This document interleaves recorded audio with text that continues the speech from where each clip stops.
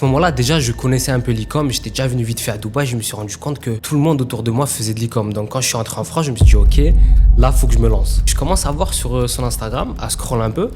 Là, je vois des first class, des business class. Mais le mec, il montrait pas ce qu'il faisait. Il montrait le lifestyle. Du coup, vas-y, je lui envoie un DM. Je fais, ouais, frérot, tu fais quoi? Il me regarde dans les yeux, il me dit, je fais du Google Ads, ça marche bien. Je fais, ouais, tu tournes à combien? Et moi, à ce moment-là, faut savoir, je faisais des testings et le max que j'avais fait, c'était 200 € de vente. Et là, il me regarde, il me fait, ouais, tranquille, on est sur du 30KD avec mon équipe. Et là, je me suis mangé une claque. Et je le regardais, je lui dis, mais frérot, tu fais comment? Et je me souviens bien, tu étais bien accompagné ce soir-là. Je me souviens de cette soirée. Je me souviin de cette soirée. À ce moment-là, tu avais une marque qui tournait d'ailleurs. Ouais. Je peux te dire la niche? Ouais, vas-y. C'était sur du. Et en fait, il m'a donné des tâches parce que je faisais que de l'harceler pour taffer avec lui, en fait, tout simplement. Bonjour à tous, aujourd'hui on se retrouve pour une nouvelle vidéo qui va être un petit peu spéciale parce que déjà je suis pas tout seul aujourd'hui. La personne que j'accueille aujourd'hui c'est l'une des premières personnes qu'on a accompagnées sur ScaleX, donc qui est vraiment partie de zéro, rien, de toute façon il va vous expliquer. Et on a été jusqu'à 1 million d'euros de chiffre d'affaires ensemble au niveau de l'accompagnement, au niveau de ses premiers pas en e-commerce. Et maintenant, vous allez voir un petit peu où est-ce qu'il en est. C'est une personne qui maintenant travaille avec moi. C'est même plus qu'un élève, c'est devenu vraiment un ami. Omar, bienvenue. Merci de m'avoir ici. Avec Avec plaisir. Ça va être super amusant. Il y a pas mal d'anecdotes, il y a pas mal de petites histoires. On Ouais, verra si ouais. je t'en rappelle. Ça va être drôle, ça va être bien. Ouais. Alors pour remettre un petit peu dans le contexte, faut savoir que Omar, du coup, qui est ici avec moi, c'est pas, comme je disais, c'est pas vraiment un élève. C'est-à-dire que c'est une des premières personnes que j'ai accompagnées. Et au moment où j'ai accompagné Omar, où on t'a pris avec Julien, du coup, mon associé sur l'accompagnement, on faisait même pas de coaching. On vendait en réalité même pas de coaching. C'était juste parce que tu m'avais demandé. Donc voilà. En tout cas, Omar, présente-toi un petit peu, que les gens comprennent un petit peu d'où tu viens. Et comme ça mettra un petit peu plus de contexte. Je m'appelle Omar, j'ai 22 ans. Je suis né en Italie. Ça fait que du coup, je parle italien. Et je suis venu en France quand j'avais 12 ans, tout simplement. Et je suis allé vivre à Montpellier. Ouais, Montpellier, donc la ville dont je suis également originaire, et c'est comme ça d'ailleurs qu'on s'est connus. C'est pas via les réseaux, c'est pas via le e-com en réalité qu'on s'est connus, c'est un pote de pote. Donc ouais, dis-nous un petit peu comment on s'est connus, comment on s'est rencontrés et comment on en est arrivé à finalement faire du business ensemble au final. En fait, tout simplement, quand j'étais à Montpellier, c'était l'été 2022. Je travaillais sur un mini-yacht avec un ami à moi qui s'appelle Robin, que tu connais d'ailleurs. Et je faisais des sorties avec lui sur le bateau. Et un jour, à ce moment-là, déjà, je connaissais un peu l'e-com. J'étais déjà venu vite fait à Dubaï. Je me suis rendu compte que tout le monde autour de moi faisait de l'e-com. Donc, quand je suis entré en France, je me suis dit, OK, là, il faut que je me lance. Il y a tout le monde qui fait ça. Ça marche, j'ai vu de mes propres yeux. Donc, après, été 2022, il y a un après-midi où Eric vient sur le bateau avec des amis à lui. Et je lui demande à Robert, mais c'est qui ce gars? Et là, il me dit, il fait de l'e-com. Je fais, OK, intéressant, ça pourrait être utile. Et du coup, à la fin de la sortie, je lui demande son Instagram. Il me passe son Insta. Après, je rentre et je commence à voir sur son Instagram, à scroller un peu. Là, je vois des first class, des business class. Mais le mec, il montrait pas ce qu'il faisait. Il montrait le lifestyle. Du coup, vas-y, je lui envoie un DM. Je fais, ouais, frérot, tu fais quoi? Et du coup, là, à ce moment-là, il me dit l'e-com et tout. Après, j'ai pas voulu trop le déranger.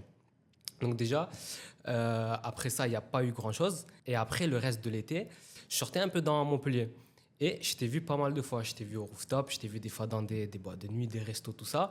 Et je te voyais, je te mens pas, tu avais quelque chose au poignet, tu avais les tables. Là, j'ai rien. Là, aujourd'hui, j'ai rien. Aujourd'hui, on est humble. Là, aujourd'hui, j'ai rien mis. On a tout vendu. C'est fini.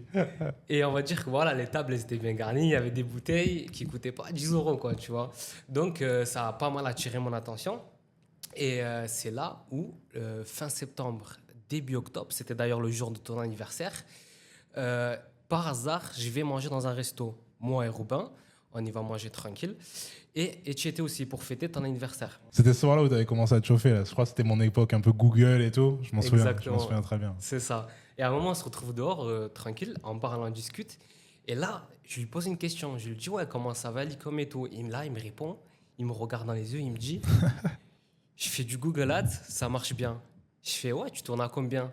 Et moi, à ce moment-là, il faut savoir, je faisais des testings et le max que j'avais fait, c'était 200 € de vente. Et là, il me regarde, il me fait, ouais, tranquille, on est sur du 30KD avec mon équipe. Et là, je me suis mangé une claque, je le regardais, je lui dis, mais frérot, tu fais comment? Pour remettre dans le contexte, c'était l'époque effectivement Google. C'est vrai que moi, je travaillais énormément sur Meta. Là, c'était l'époque Google. Et on a eu une grosse période sur le Q4 de cette année-là, du coup, sur Google, où il faut savoir, sur Google, on arrive rapidement à faire de très gros chiffres. Si tu as plusieurs boutiques et que tu as un setup, vu que Google, ça reste une source de trafic qui se stabilise très bien. Donc c'est une source de trafic où quand tu scales, tu arrives à tenir des gros volumes de vente, chose que tu peux pas forcément faire ailleurs. Et c'est vrai que là, on était sur du high ticket Google. J'ai exploité un petit peu ce segment moi pendant 1 an et demi. Et toi, c'est vrai que tu es arrivé, que la fois où on s'était vu, on était vraiment en plein dedans. Et c'était vraiment la période où ouais, je tournais très très très fort sur Google. Les gens ne le savent pas parce que moi, je parle beaucoup de Facebook. Et ouais, donc c'est vrai que là, à ce moment-là, je fais à peu près 30 000 euros par jour. Bon, 30 000 euros par jour, le chiffre, je pense que la journée que je t'avais montré, effectivement, on avait dû faire 30K, mais on était entre une moyenne entre 10 et 15, 20, 30K day. Ça dépend, tu vois, il y a quand même ça fluctue quand même, c'est normal. Toi, à l'heure actuelle, t'en étais où à ce moment-là, genre, quand on se rencontre? Parce qu'on se connaissait rapidement de vue, on s'était vu voilà, une fois, une après-midi, on s'était croisés vite fait à Montpellier, mais comme je croise plein de gens, et c'est vraiment la première fois, si je me souviens bien, où on parle d'e-com à ce moment-là. Et toi, à ce moment-là, tu te situais où? Tu avais commencé, tu n'avais pas commencé, tu en étais où? Moi, à ce moment-là, je venais de créer une boutique et en fait, je faisais des testings. Tu vois, Ouais, j'essayais de ouais. me débrouiller, je lançais des petits testings à droite à gauche. Je regardais des vidéos sur YouTube. Mais pour te donner un exemple, le maximum que j'avais fait, c'était 200 euros en une journée de vente. Ouais, ouais, bah après un testing, c'est voilà, t'étais débutant, quoi. T'étais 100% débutant, quoi. Les Exactement, premiers exactement. résultats, tu t'avais fait tes premières ventes, mais t'étais pas encore rentable, pas encore profitable en e-com, quoi. Exactement, c'est ça. Ah, ok, lourd. Lourd, lourd, lourd. Et en plus, si je me souviens bien, t'étais bien accompagné ce soir-là. Je me souviens de cette soirée. Ouais, Je me souviens de cette soirée. Moi, j'avais un gars, j'étais là, je faisais mon anniversaire, j'étais avec mes potes, je voyais un gars, comme j'ai dit, bien accompagné, je lâcherai aucune info plus précise. Et j'avais un gars, au lieu de se concentrer sur sa mission, il venait me voir et voilà, il me demandait des chiffres, des tips, des trucs. Comment ça s'est passé? Ah, il y a des priorités, je te mens pas, mais je crois que tu t'en rends vraiment pas compte. Mais à ce moment-là, tu étais très discret sur les réseaux, tu Ouais, montrais très pas ce discret. que Ouais, tu ouais. faisais. Tu Ça, les vois. gens ne savent pas forcément. C'est-à-dire que moi, tu vois, on entend beaucoup, tu vois, sur le milieu de la formation, les gens qui disent ouais, t'as jamais fait d'e-commerce, entre guillemets, tu fais ton argent en vendant des formations. Faut savoir que moi, pendant 4 ans, ouais, facilement 4 ans, je vivais du e-commerce et j'avais mon Insta perso avec mes potes, même des gens de près ou de loin, enfin, que je connaissais de près ou de loin, mais je vendais pas de coaching. Je vendais pas de coaching, je vendais pas de formation, je créais pas de contenu. Honnêtement, et même toujours maintenant, ce n'est pas une nécessité. Et c'est d'ailleurs pour ça qu'il y a des moments où je suis pas actif sur les réseaux, même encore maintenant, où voilà, on a quand même une boîte à ce niveau-là, sur la formation, etc. Il y a des moments où je suis pas actif parce que le gros du chiffre d'affaires, là, si par exemple, là, on est en novembre en ce moment, j'ai le Black Friday dans 10 jours à peu près, bah, exactement 10 jours même, on fera le point à la fin du mois, mais mon focus, il est sur le Black Friday, il n'est pas sur le fait de vendre des coachings. Ça n'a rien à voir, tu vois, en termes de revenus. Et ça, les gens, ils ont un peu du mal à le comprendre. Mais par exemple, là, tu vois, tu parlais de 30 000 euros par jour. 30 000 euros par jour, je le ferai jamais en vendant des coachings ou des formations. Par contre, en e-commerce, j'ai la capacité de le faire et je le faisais déjà il y a longtemps, tu vois. Donc, c'est vrai que les gens qui peuvent penser qu'on vend des formations pour vivre parce qu'on n'arrive pas à faire de l'argent autrement, c'est des personnes là qui sont vraiment dans le faux parce que ça fait longtemps qu'on est là, très longtemps. Exactement. Et faut savoir aussi qu'il ne montrait pas toutes ses montres. C'est moi, je lui avais posé la question, je me rappelle. Je lui dis, ouais, du coup, je le voyais toujours avec la même montre. Je lui dis, est-ce que tu as d'autres montres et tout? Et là, il me montre un peu ses photos, il me raconte un peu ses détails. Et les gars, à ce moment-là, ils ne montraient rien du tout sur les réseaux. C'était vraiment un truc de fou.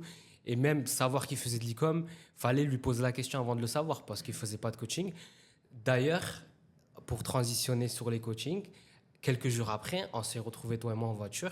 Ouais, Tu je m'avais t'avais déposé ramené, quelque ouais, je t'avais part. ramené. Ouais, je C'est pense, ça. ouais.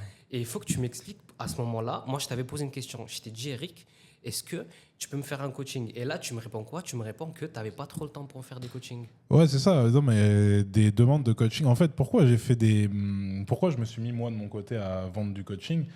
Pour la simple et bonne raison qu'il y avait une demande.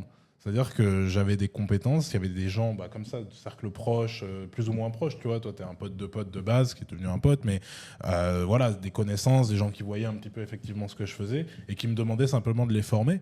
Et c'est comme ça que j'ai commencé à vendre des coachings, des accompagnements. Mais en réalité, je me suis pas dit un jour, ouais, je vais lancer un business de ça. C'est juste, au bout d'un moment, les gens ils me demandaient. Toi, effectivement, je me souviens que je t'avais dit que j'avais pas le temps, j'avais refusé parce que déjà j'étais sur une grosse période et en soi, ça aurait pas été rentable, tu vois, pour moi à ce moment-là de le faire parce que j'étais pas organisé pour. Donc tout simplement, ouais, je refusais énormément de monde et c'est comme ça que je me suis mis effectivement à vendre des coachings. Au bout d'un moment, je me suis dit bon, il y a de la demande, on va voir comment on peut en faire un business et comment on peut aussi aider des gens à avancer, à avoir des résultats et tu vas nous expliquer un petit peu après comment ça s'est passé, tu vois. En plus de ça, tu vois, je sais pas si tu te souviens bien, enfin en tout cas moi, si je me trompe pas, hein, la première fois qu'on a travaillé ensemble, c'est pas sur du coaching, c'était pas le coaching, c'était, je t'avais demandé des tâches parce que faut savoir qu'Omar, c'est un mec, et ça on l'a vite vu, tu vois, même avec, tu connais aussi bien Julien, mon associé, on l'a vite vu, c'est un mec, il a la dalle et c'est un mec qui, voilà, s'il y a un truc à faire, s'il y a des tâches à faire, etc., où il va pouvoir se faire un billet pour pouvoir justement réinjecter dans du testing, réinjecter dans de l'e-com, développer un business, enfin voilà, t'as de l'ambition. Et donc en fait, moi, je travaille qu'avec des gens comme ça. Et c'est vrai que la première fois qu'on a travaillé ensemble, je t'avais demandé des tâches. C'était pas le coaching, c'était pas une prestation que nous on te délivrait, si je me trompe pas. Ouais, effectivement, à ce moment-là, tu avais une marque qui tournait d'ailleurs. Ouais. Je peux te dire la niche? Ouais, vas-y. C'était sur du shapewear. Et en fait, il m'a donné des tâches parce que je faisais que de l'harceler pour taffer avec lui, en fait, tout simplement. En fait, c'est ça, en plus. C'est la vérité. C'est ça le truc, c'est que les premiers échanges qu'on a eu ensemble, tu me demandais pas un coaching, tu me demandais de travailler avec moi. Et c'est vrai que on était déjà staffé, mais par contre, j'avais gardé dans un coin de ma tête parce qu'en vrai, il faut toujours comprendre qu'un mec qui te relance une fois, deux fois, 10 fois, c'est qu'il a vraiment envie de venir et donc en vrai, il va vraiment bien travailler. Donc, quand j'ai eu de la place, en plus, je t'avais dit, quand j'aurai un truc, je te dirai. On a eu un truc, je te l'ai dit. Et si je me trompe pas, du coup, c'était sur de la prospection de micro-influx. Des stratégies qu'on utilise d'ailleurs encore beaucoup sur l'e-com. Et je t'avais demandé de faire des listes de micro-influx pour ensuite, nous, de notre côté, on allait les contacter. Ça devait pas être très bien payé. Enfin, c'était pas... ça te finançait quelques testings. C'était pas mal. En vrai, ça finançait quelques testings. C'est ça. Et en plus, ça prenait pas des heures et des heures. Donc ouais, des petites tâches.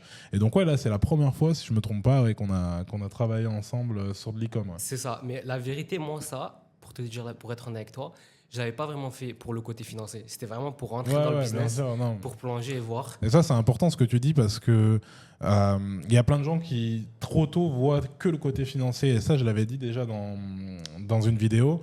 Ce qui est important aussi, c'est d'apprendre des trucs. Et je pense que au-delà des petites centaines d'euros que tu as gagnés en travaillant pour nous à ce moment-là sur cette petite tâche précise, c'est ce qui est le plus intéressant, c'est que tu as vu un petit peu comment on tournait, comment on fonctionnait, un petit peu les process qu'on mettait en place nous pour pouvoir travailler, pour pouvoir développer des marques. Et là, on avait quand même effectivement cette marque-là qui tournait quand même très très bien. Hein. C'est une marque qu'on a fait 1,5 million à peu près. Donc ça te permet de rentrer un petit peu dans l'écosystème d'un business e-commerce. Et ça, les gens, des fois, oublient un petit peu que faut déjà faire ses armes, même avec des trucs qui sont peut-être un peu rébarbatifs, hein, contacter des micro-influx, faire des listes, etc. C'est des trucs qui sont un peu chiants. Mais en réalité, dans la finalité, tu as appris des trucs et c'est un petit peu le début de ta formation, quoi. Exactement. En fait, je me suis retrouvé au cœur de la stratégie, vu que c'était moi qui faisais les démarches. Donc, il m'a dit exactement quoi faire. Je contactais les micro-influenceurs. D'ailleurs, ça m'avait surpris le taux de réponse positive de la part des micro-influenceurs. Effectivement, la plupart du temps, tu vois, les micro-influenceurs, ils acceptent sans code d'affiliation, sans rémunération, juste en échange de produits. Regarde, c'était un produit entre 5 et 10 euros, on va dire 10 euros, tu en envoies 100, ça te coûte 1000 euros. Par contre, avec 1000 euros, tu te retrouves avec 100 créatives différentes, des placements qui te rapportent de l'argent. Donc les 1000 euros, généralement, tu vas venir les amortir comme ça. Ça te fait de la présence pour tes réseaux, pour ton retargeting, pour plein de choses, pour ton image de marque, pour ton site. Et ça, les gens, ils négligent de ouf parce que tu vas dépenser des fois 1000 euros, admettons, sur Facebook, un petit peu dans le vide des fois quand tu as un produit qui répond pas, mais tu viens avec du micro-influx, avec la même somme, tu as de l'image, tu as des ventes, tu as de la social proof, tu as plein de choses. Et donc, ouais, les stratégies de micro-influx, moi j'en parle souvent, parce que ça coûte pas grand-chose, parce que là, moi je parle de 100 micro-influx parce qu'on était déjà sur un truc qui tourne, mais tu peux commencer avec 10, ça va te coûter 100 balles. En vrai, tu vois, ça va te coûter 100 euros, mais tu as 10 créatives, 10 témoignages clients, 10, tu as du support et de la matière pour ton retargeting. Et donc, ouais, les micro-influx, pour moi, c'est un truc qu'il ne faut pas hésiter. C'est super intéressant. C'est super intéressant comme segment. Et ce qui m'avait aussi surpris, c'était le fait que malgré qu'ils aient que 10 000 ou 15 000 followers, c'était qu'ils avaient une communauté vraiment soudée, surtout la communauté des mamans, par exemple. Ça, c'est ce qu'on t'avait expliqué. Hein. C'est-à-dire que l'intérêt des micro-influx, c'est pas la masse, on va pas toucher beaucoup de monde, mais par contre les gens qui suivent, effectivement, c'est des personnes qui sont ultra impliquées, qui font confiance aux micro-influx et qui savent que voilà, si la personne promouvoit un produit, c'est que derrière le produit est qualitatif, que le produit est validé, et donc ouais, généralement tu as des très bons retours sur investissement. En plus, ça te coûte que le prix d'un produit, ça te coûte 5-10 euros. Le placement te coûte 5-10 euros, honnêtement, c'est magnifique, tu vois. Ensuite, si je me souviens bien, donc pour reprendre un petit peu la chronologie de comment on a commencé à travailler ensemble, on n'a pas commencé direct sur du coaching, parce que moi, à cette époque-là, comme je faisais pas de coaching, j'avais pas forcément une formule, j'avais pas forcément un truc précis. Je crois qu'on a travaillé ensemble même sur un shop. Je crois C'est qu'on vrai. s'est impliqué avec mon associé, avec Julien et avec les équipes pour t'aider à développer ton premier shop, C'est ça. si je me trompe bien. Chose qu'on ne fait plus, je vous le dis d'avance, n'essayez pas de m'écrire pour ça. Je reçois des propositions toute la journée, tous les jours. On ne le fait plus. C'est que voilà, il y avait que Omar à ce moment-là. C'était la première personne à qui on proposait une presta, enfin une des premières personnes.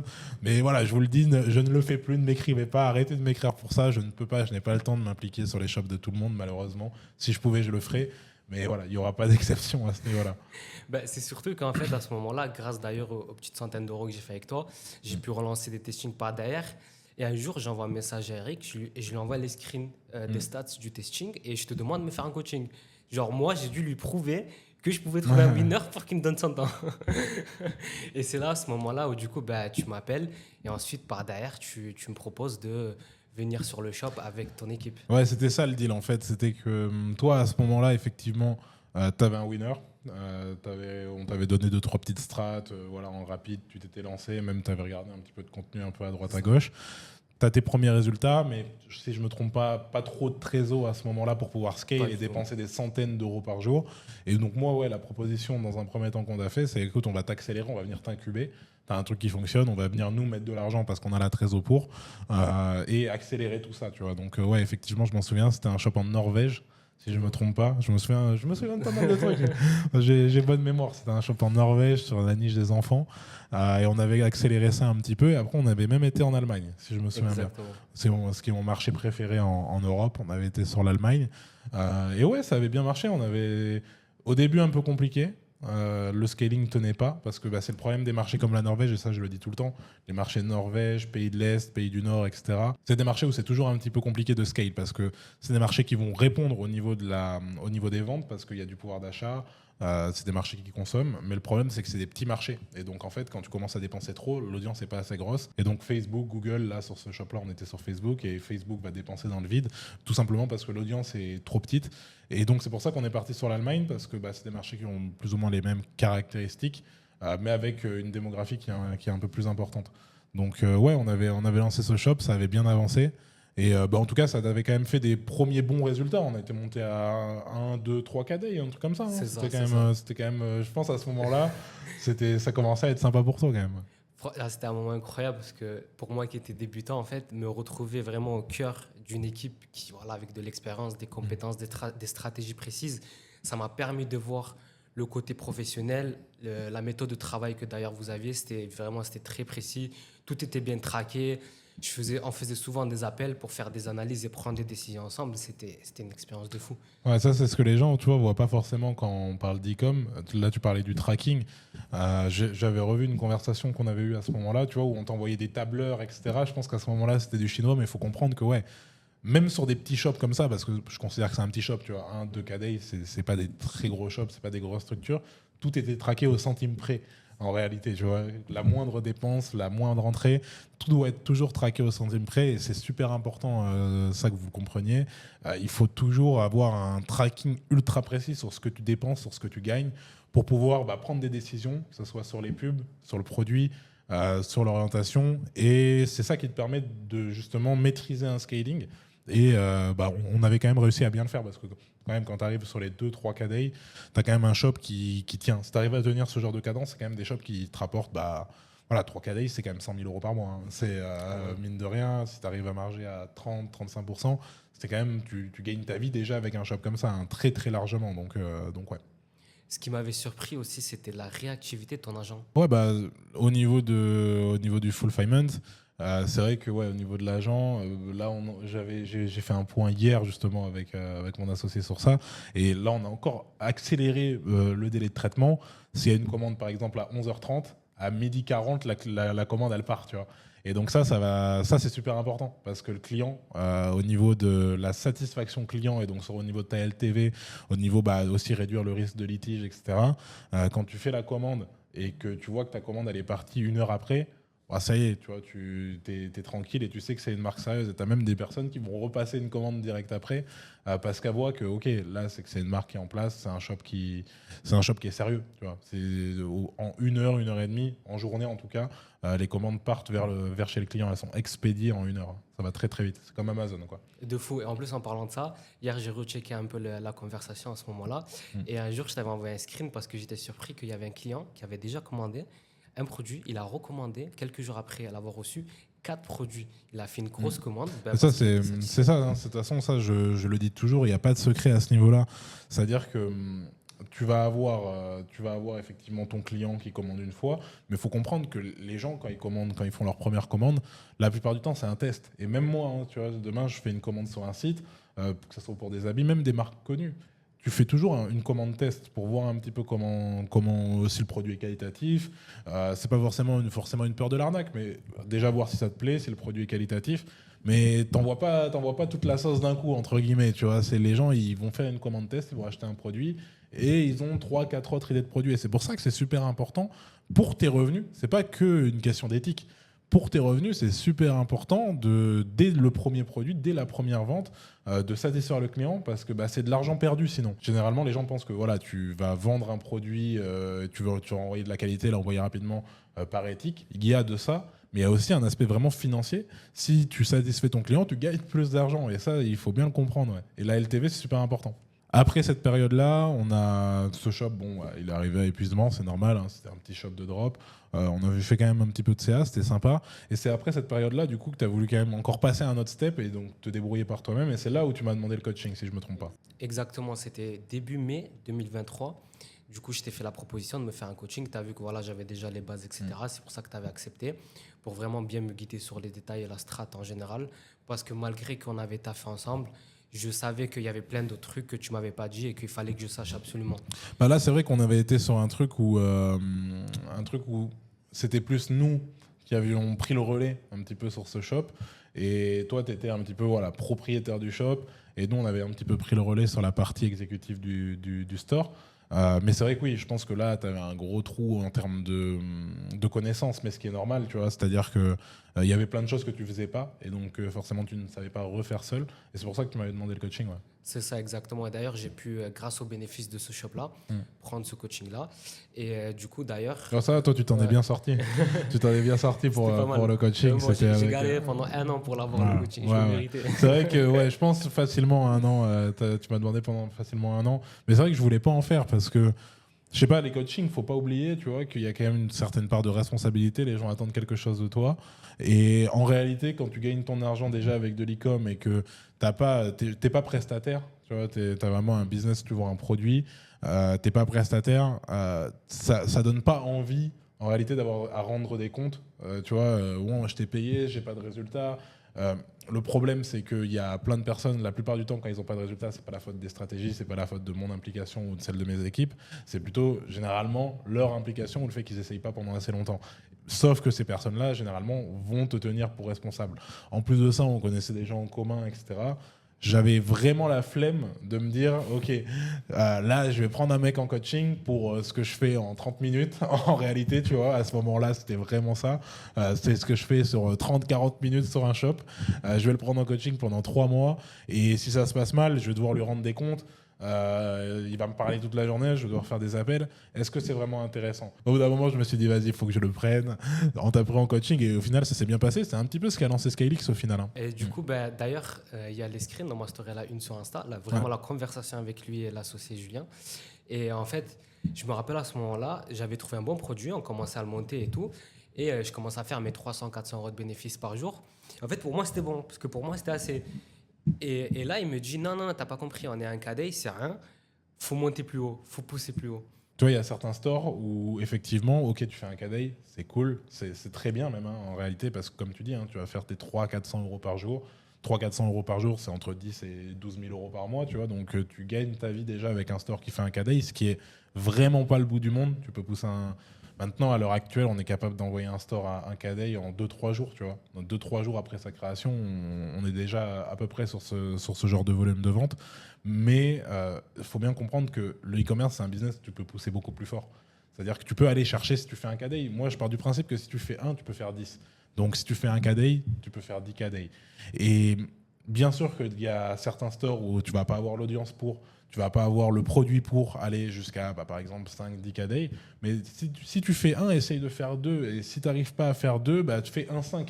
Mais fais le maximum. Tu vois ce que je veux dire? Et ça, il y a beaucoup de gens qui s'arrêtent avant de faire ça. Ils font un K-Day, un petit peu comme... je me souviens, on t'avait mis un petit coup de pied au cul, entre guillemets, à ce moment-là, tu vois, on t'avait dit, ouais, ok, tu fais un K-Day, mais c'est rien, ok, tu vas... À tout moment, ton store, il burn dans un mois. Dans un mois, ton store, il est mort. Et tu fais plus d'argent, ok, t'auras mis quoi? T'auras mis 10 000 euros de côté, ça va pas changer ta vie. Sur le coup, ouais, c'est un bon coup de cash, c'est cool, mais ça va pas changer ta vie. Donc, fais un maximum. Et ça, il y a beaucoup de monde qui, effectivement, ont tendance à s'arrêter avant ça.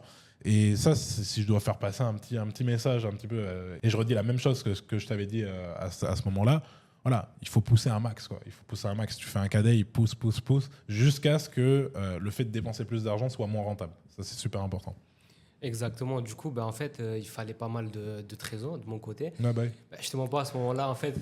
C'est toujours le problème, de toute façon, la trésorerie, le scaling. Et ça, c'est vrai que c'est quelque chose qui peut bloquer, ouais. Et du coup, à ce moment-là, j'ai trouvé une solution. C'était en fait, vu que je parle plus de langues, j'ai trouvé un taf à Amsterdam. D'ailleurs, je suis resté 1 an là-bas et tout. Et c'était un taf assez confortable où je sortais mes 5 000 par mois. Ouais, c'est vrai que tu étais à Meda, toi. Ça fait pas très longtemps, mais c'était parti, tu resté un moment. C'est ça, ouais, je suis resté 1 an là-bas quand même. Ouais, quand même. Et après, du coup, grâce à ça, j'avais fini le mois de mai jusqu'à début juin à 25 000 de CA. Et tout ce que j'avais fait grâce à mon taf là-bas, je réinjectais. Et de juillet 2023 à novembre 2023, avec ce store, j'avais fait quand même plus de 400 000 euros de vente. Voilà, c'est ça. Ce qui était pas mal avec là, un store. c'était vraiment... et c'est là où je me suis dit, tu sais qu'en plus, regarde, c'est là où je me suis dit, je vais vraiment développer les coachings. On en avait déjà entre-temps fait quelques autres, avec justement des personnes que je connaissais, de près, de loin. C'était les premiers coachings ScaleX. Et c'est avec tes résultats que je me suis dit, ok, on arrive quand même à faire un truc sympa. Parce que moi, ça m'a jamais intéressé, tu vois. Comme je te dis, j'ai pas besoin, en réalité, tu vois, de lancer du coaching pour gagner ma vie. Donc, je vais pas le faire si derrière, je sais qu'il n'y a pas de résultat. Et c'est là où je me suis dit, ok, et un petit peu dans le même principe que si tu fais un KDI, tu peux en faire 10, c'est si je peux aider une personne à avoir des gros résultats, je peux en aider 10, je peux en aider 100, parce que ça veut dire que les strates qu'on a, elles sont duplicables. On sait le faire pour nous, mais on sait aussi le faire pour les gens. Et c'est vrai que les résultats que tu avais eus, ça m'avait même un petit peu, je te mens pas, un petit peu surpris. Bon, je savais que c'était possible de faire de l'argent avec le e-commerce. On avait déjà fait plusieurs millions comme ça, mais je me suis dit, OK, on arrive quand même, juste en expliquant les stratégies, en accompagnant les gens avec des visios rapides, etc., avec quelques tableurs, quelques supports, à amener des gens à faire des centaines de milliers d'euros. Et donc, ouais, on s'est dit, on va dupliquer ça. Et c'est vrai que c'était... même nous, ça nous avait fait un bon retour d'expérience, tu vois, sur notre capacité à transmettre, tu vois. Et du coup, toi, ton côté, je pense, c'est aussi un peu le côté humain, c'est-à-dire prendre quelqu'un qui avait vraiment la dalle, de le guider vers une direction et de le voir réussir, ça t'a fait Ouais, non, mais de toute façon, il n'y a rien sans rien. C'est-à-dire que nous, les stratégies qu'on t'a données, on les donne à tout le monde. Il y a des gens qui ont des résultats, d'autres qui n'en ont pas. Si tu as eu des résultats, oui, il y avait les bonnes stratégies, mais c'est surtout que tu avais la dalle, et je m'en souviens très bien. C'est-à-dire que voilà, tu n'étais pas radin sur le nombre d'heures que tu allais passer sur le business, tu posais des questions, tu étais impliqué dans le truc, et c'est ça qui a fait du résultat. La stratégie, c'est la stratégie, elle est là, c'est une vérité établie. Mais derrière, ce qui fait que tu vas avoir des résultats, c'est ton implication. Et c'est ça, de toute façon, je le dis tout le temps. Et je ne m'attribue pas le mérite de tes résultats. C'est-à-dire que les résultats que les gens ont, c'est toujours dû à leur implication, dû à leur application. Donc implication et application des stratégies qu'on va transmettre. Ça, c'est clair. Et ouais, donc là, à ce moment-là, tu es entre 400 et 500 000 euros de CA. Je pense que si on revient un an en arrière, à Montpellier, je pense que c'était inimaginable d'avoir ce genre de résultat. Il se passe quoi après? En fait, tu m'avais appris un concept qui m'a marqué, c'était le fait de toujours aller tester de nouvelles choses à côté de ce qui marche déjà. Donc à ce moment-là, moi, je parlais italien, comme je t'ai dit, et je décide de décaler et tester le marché italien. Au début, ça a été dur, ça a été très compliqué. En fait, après, en creusant, je me suis rendu compte que ce qui marchait là-bas, c'était du COD. Et je me suis vraiment spécialisé dans ça, dans le marché italien, en faisant du COD. Et après, du coup, j'ai continué sur ça. J'ai fait pas mal de chiffres aussi là-bas. Et voilà. Et ouais, c'est vrai que toi, du coup, effectivement, tu es parti sur du cash on delivery en Italie, vu que tu parles italien. Et c'est vrai que, et on va y venir après, c'est un petit peu ta force dans le e-commerce, le fait de parler italien, et c'est ce qui fait que là, à l'heure d'aujourd'hui, et on va en parler après, on travaille encore ensemble sur d'autres choses. Donc ouais, le fait d'être polyglotte et de parler plusieurs langues. Toi, tu parles combien de langues déjà? Parce que tu parles pas que italien, ouais, voilà. 4, Donc ouais. français, italien, anglais, arabe, c'est ça? Ça, ouais, franchement, c'est propre. Et ça, au-delà du e-commerce, c'est une vraie compétence. C'est une vraie compétence. C'est ce qui a fait que tu as pu aller justement à Amsterdam faire de l'argent un petit peu comme ça. Exactement. Ah ouais. Ça, je m'en souviens, tu m'avais expliqué.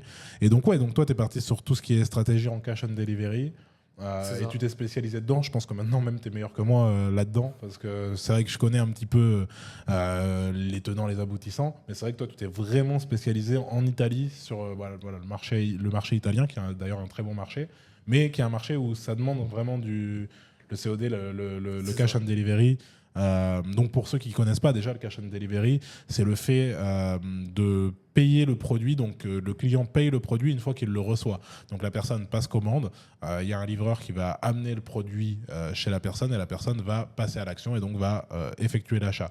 Ça permet d'avoir des taux de conversion beaucoup plus importants, tout simplement parce que la personne ne dépense pas d'argent au moment de passer commande. Donc toutes les personnes intéressées par le produit vont demander votre produit et si vous avez un produit qualitatif qui répond un petit peu aux critères, qui répond totalement même aux critères que vous mettez en avant sur votre site, la personne va passer à l'action, passer à l'achat, mais simplement une fois qu'elle aura le produit dans les mains. Et donc ça, c'est des stratégies qui fonctionnent sur certains marchés.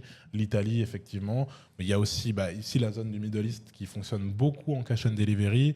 Il va y avoir aussi l'Amérique latine avec beaucoup de cash and delivery. Mais toi, tu t'es vraiment spécialisé sur ça, et notamment en Italie, quoi. C'est ça. Après, pour faire du cash on delivery, il faut pas mal de trésor. Ouais. Parce que l'argent, je le reçois quand même assez tard. Et là, il faut avoir un peu de stock, effectivement. ouais, c'est ça. Et ce qui est bien après, c'est que ça prouve au client que tu es sûr de ton produit. Parce que le client, il va voir son produit et ensuite il paye. Du coup, ça fait une force quoi, dans ta marque. Ouais, c'est ça. Mais en fait, c'est super intéressant de ce genre de stratégie. Et comme tu l'as dit, le seul problème, la plupart du temps, ça va être la trésor. Faut comprendre deux concepts. C'est-à-dire que le cash and delivery, ça va te permettre d'augmenter très fortement ton taux de conversion. Comme je le disais juste avant, c'est vu que la personne n'a pas d'argent à dépenser, si elle est intéressée, elle va passer commande. Donc ça, c'est la première chose.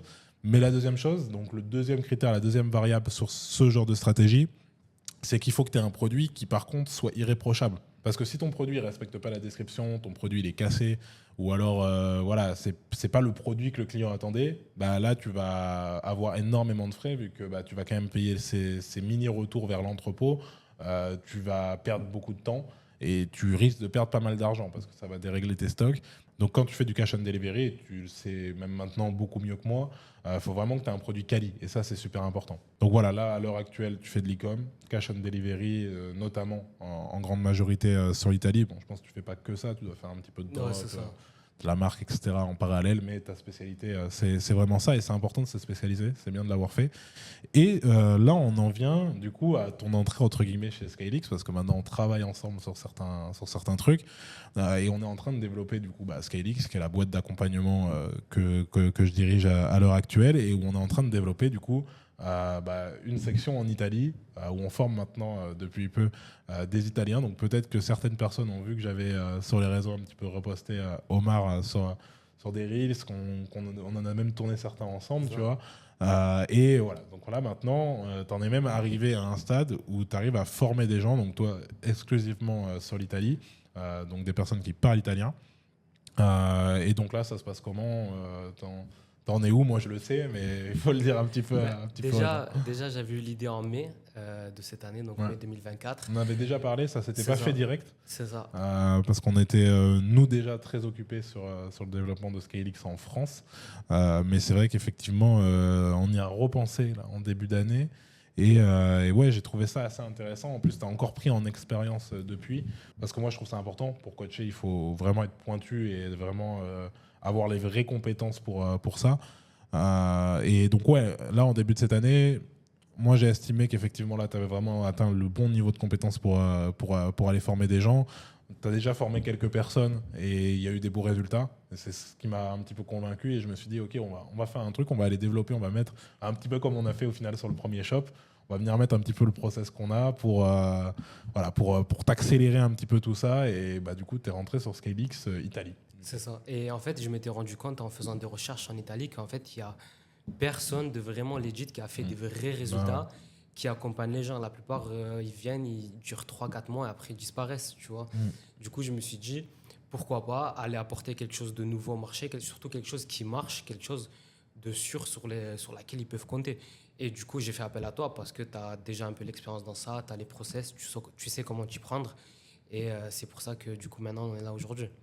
Ouais, absolument. Non, mais de toute façon, ça, c'est quelque chose qui est super important. Là, ce qu'on est en train de développer sur l'Italie, moi, ce qui m'a plu, c'est ça. C'est que sur le marché, et bon, je vais pas dire que c'est pareil en France, mais selon moi, on a un gros manque au niveau de la vente de formation de personnes qui ont réellement eu de vrais résultats et qui sont vraiment restés sur de l'e-commerce très longtemps. Et toi, ça a été ton cas, là pour l'Italie. Ça fait au final maintenant presque 2 ans que tu fais de l'e-commerce et que tu as eu des résultats. Ça fait 2 ans que ça tourne. Moi, c'était pareil. Ça faisait 3-4 ans que j'étais dans l'e-commerce. J'avais déjà eu des gros résultats et je me suis senti légitime. Et le problème, c'est que ce soit en Italie, que ce soit en France, que ce soit un petit peu dans tout ce domaine de la vente de formation, il y a, je dis pas tout le monde, mais il y a quand même pas mal de personnes qui vont avoir un vide de compétences, qui en réalité ont fait beaucoup plus d'argent en vente de formation, en coaching, qui ont passé en tout cas plus de temps à développer des business de coaching ou de formation et qui sont très bons pour ça d'ailleurs. Et il y en a énormément qui sont très très bons pour développer ce genre de business, donc d'infoprenariat, mais qui en réalité sur le business en lui-même sont pas forcément super pointus. Et généralement, quand tu arrives à arriver sur le marché avec justement de la vraie compétence, c'est là où tu arrives à faire une différence et à arriver à t'installer. C'est pour ça que j'ai trouvé ça intéressant de lancer l'Italie, parce que maintenant je sais que tu as de la compétence. Nous, on en a aussi, même du point de vue infoprenarial. Et donc, je pense que, ouais, il y a. Bon, là, moi, je le sais, ça fonctionne déjà bien. Les gens ont déjà de très bons résultats. Et on va continuer à développer ça parce que je pense que ça a vraiment un gros potentiel à ce niveau-là, au niveau de l'Italie. C'est ça. Et surtout, ce qui nous différencie des autres, c'est qu'en fait, nous, il n'y a pas que du lifestyle. Bah moi, de toute façon, les gens le voient même sur mon contenu. Le contenu n'est pas tourné lifestyle, il est plus tourné valeur. Et on prend un petit peu le même chemin pour toi en Italie, hein, de toute façon. C'est ça exactement, dans de la valeur. On montre aux gens vraiment comment se lancer, comment commencer même avec des 0 € de budget. Et c'est vrai que la plupart des gens ne font pas du tout ça, ils ne donnent pas de valeur gratuite en fait. Ouais, mais après, bon, c'est toujours une strate. Après, malheureusement, et je dis malheureusement parce que c'est quelque chose qui me désole, mais si tu montres pas de lifestyle, tu fais pas de vues. C'est très compliqué de faire des vues avec de la valeur. J'ai réussi à le faire un petit peu en France, mais sans montrer aucun lifestyle. Après, je montre aussi du lifestyle, tu vois, mais c'est beaucoup plus facile de faire 1 million de vues avec une Lambo qu'en expliquant une stratégie de cash and delivery. Tu vois, alors qu'en réalité, la Lambo que tu vois sur le Snap d'un gars ou sur le TikTok d'un gars, elle va rien t'apporter, alors que peut-être que la stratégie de cash and delivery que le mec est en train de t'expliquer, elle peut changer toute ta vie. Et ça, les gens ont un petit peu de mal à percuter à des moments sur ça, mais c'est ce qui marche, c'est ce qui paye.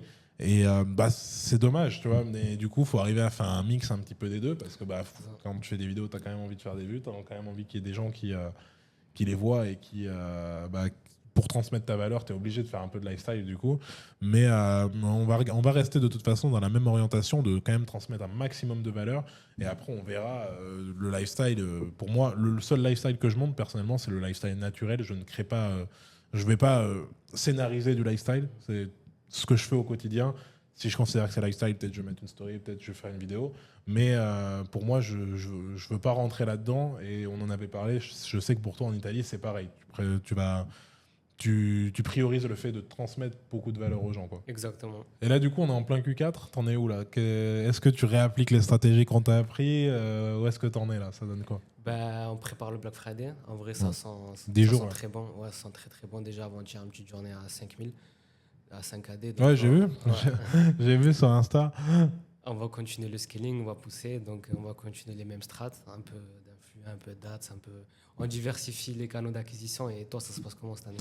Ouais, moi, de toute façon, tu vois, on est structuré pour. Moi, de toute façon, je le dis souvent, le Q4 a pas forcément un énorme impact sur mes chiffres, parce qu'on a réussi quand même à stabiliser une structure, on a notre parc de shop qui tourne. Et donc, en fait, ouais, effectivement, il y a une petite augmentation, mais il y a aussi une petite augmentation des dépenses, parce qu'on va plus dépenser à cette période-là. C'est là où on réimplémente du marketing d'influence. Et donc là, effectivement, on fait beaucoup plus d'argent que d'habitude, mais on dépense aussi beaucoup plus d'argent. Mais parce que voilà, c'est le marché qui veut ça, sur les segments sur lesquels nous on est, pour tenir tes positions, pour tenir, que ce soit sur Google ou sur Facebook, pour tenir tes mots-clés et tenir tes référencements, tu es obligé de défoncer un petit peu plus parce qu'il y a un petit peu plus de concurrence et pareil, les concurrents augmentent un petit peu le spend. Donc là, ouais, grosse préparation Black Friday là, cette semaine. Là, ça va être justement la dernière session studio. Après, on part fort en préparation. Je ne sais pas quand est-ce que cette vidéo sortira, mais là, on est à 10 jours du Black Friday. Là, je vais m'enfermer. Je vais même sur Paris rejoindre des équipes dans 2 jours. Parce que j'ai quand même beaucoup de monde qui travaille pour nous sur la boîte d'e-commerce en France. Donc là, je vais sur Paris dans 2 jours, ouais, c'est ça. Et on va aller préparer très très fort le Black Friday parce que là, c'est une journée très importante. Black Friday plus 3, moi, je dis toujours ça, hein, c'est-à-dire que tu as la journée du Black Friday, mais tu as quand même derrière 2-3 jours qui suivent, tu as Cyber Monday, etc. Donc c'est super important d'être bien préparé parce que là, c'est des grosses journées. Et on va essayer de faire des journées records. Hein. On va essayer de faire des journées records. Et toi, là, sur les prochains mois, c'est quoi vraiment les objectifs? Donc là, effectivement, il y a ce Q4 qu'il faut réussir, bien évidemment. Mais tes objectifs, parce que je pense que ça peut intéresser les gens dans le sens où toi, de ton côté, tu es quelqu'un qui a commencé vraiment de zéro, qui maintenant a une boîte d'e-commerce, qui là maintenant commence à former des gens au e-commerce. Je pense que ça peut intéresser les gens de comprendre un petit peu à quel point ça change tes perspectives et maintenant quels sont tes objectifs. Je ne parle pas forcément d'objectifs financiers, de combien tu veux sur ton compte bancaire, ça, entre guillemets, on s'en fout, ça ne nous regarde pas. Mais en termes business, c'est quoi tes objectifs maintenant avec le e-commerce ou même d'un point de vue global, hein. Il y a des gens qui partent sur d'autres trucs. Là, le premier objectif que j'ai en ce moment, c'est vraiment d'optimiser les process. J'essaie de me mettre de plus en plus en retrait, surtout dans le côté e-commerce, et déléguer un peu plus aux équipes. Après, tu le sais très bien, c'est pas si simple que ça de trouver des personnes à qui tu peux faire 100% confiance pour faire le taf que tu es censé faire. Du coup, en ce moment, c'est ça le challenge, c'est de un peu déléguer le tout et moi de me mettre un peu plus en retrait. Et ouais, donc ce qui est super important et c'est super intéressant, tu vois, que tu parles de process. Donc process, pour mettre un petit peu la définition sur le terme, c'est tous les outils techniques et humains qu'on vient mettre sur le business de manière à ce que on arrive à automatiser et qu'on arrive à faire en sorte que chaque action coûte le moins possible et rapporte le plus possible, le plus rapidement possible. Et en gros, c'est vraiment la fusion entre tous ces éléments qui fait que tu as un process plus ou moins optimisé, pardon. Et justement, j'ai fait un lapsus, c'est pour arriver justement à l'automatisation de ce business. C'est ce qu'on a réussi à faire nous de notre côté sur la partie e-commerce. Après, quand on dit automatiser, ça ne veut pas dire que tu ne fais plus rien, ça veut simplement dire que tu es plus sur les tâches exécutives au quotidien.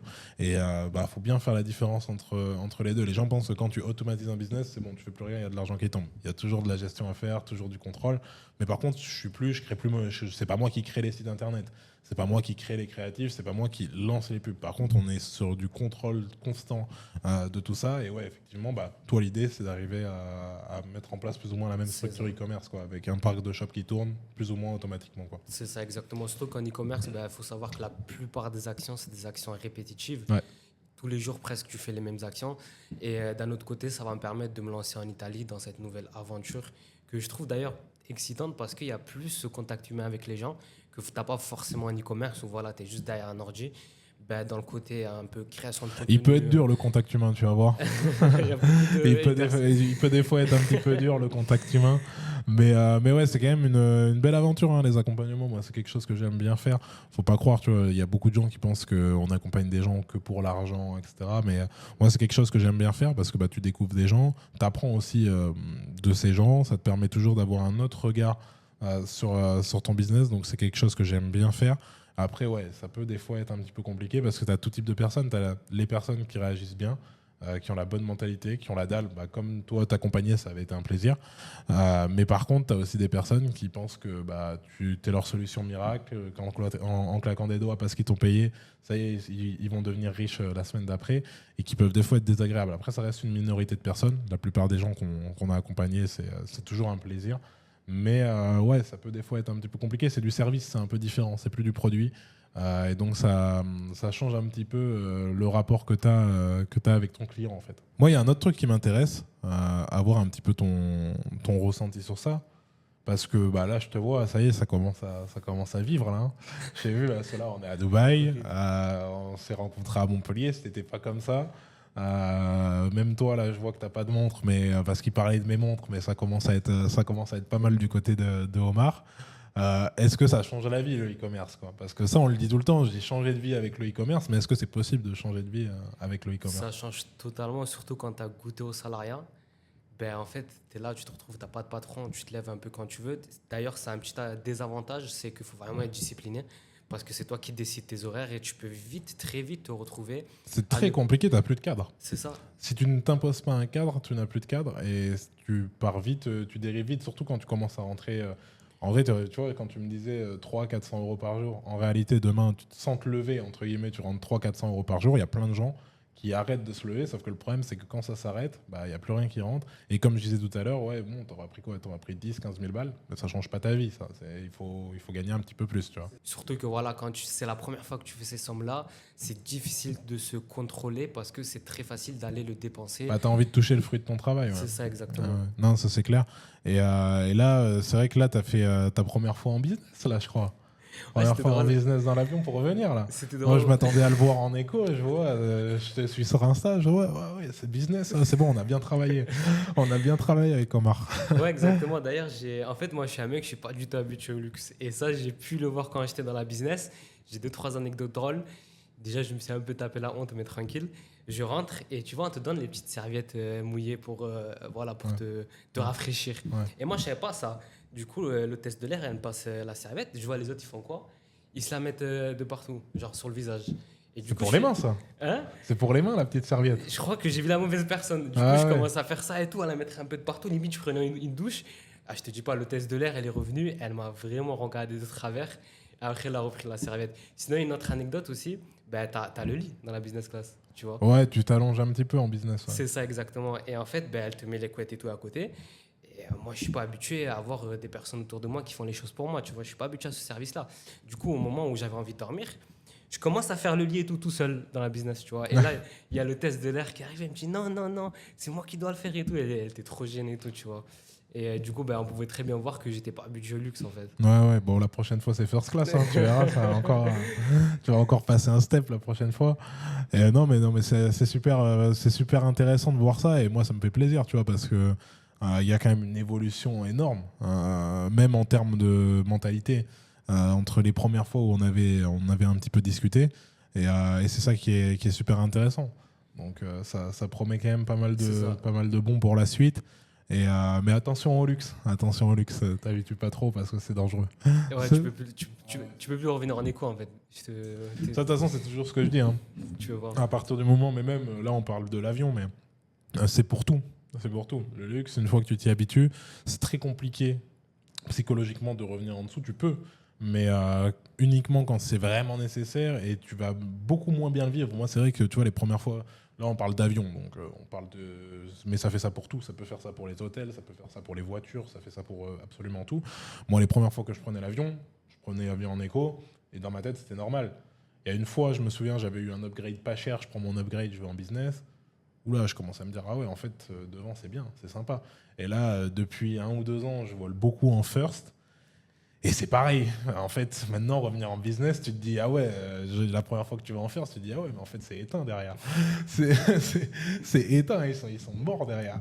Et donc, en fait, après, c'est très, très dur de revenir en arrière. Je dis pas que c'est nécessaire, je dis pas que c'est. Enfin, voilà, je dis ça vraiment en toute humilité parce que, voilà, c'est déjà très bien de pouvoir prendre l'avion, c'est déjà très bien de pouvoir voyager, mais il faut faire vraiment attention parce que dès que tu commences à goûter au step du dessus, tu comprends qu'il y a toujours un step au-dessus. Après la first, c'est le jet privé, hein, entre guillemets. Et il y a toujours un truc au-dessus. Et il faut faire attention parce qu'après, tu te perds. Parce que c'est pas forcément ça les priorités. Il faut pas travailler pour te payer des avions. Faut stabiliser ta vie, etc. Donc ça, si je peux te donner un conseil, attention sur le luxe. Faut pas chercher à passer les steps trop vite, en tout cas. En tout cas, voilà, écoute Omar, c'était vraiment un plaisir de faire cette vidéo. Bon, on se parle beaucoup en ce moment. Nous, on se voit beaucoup, mais je trouvais ça super intéressant d'en parler avec la communauté, parce que tu as le parcours en réalité que tout le monde veut. Toutes les personnes qui suivent cette chaîne, à mon avis, toutes les personnes qui me contactent, qui veulent rejoindre l'accompagnement ou qui l'ont rejoint, c'est ce parcours qu'elles recherchent.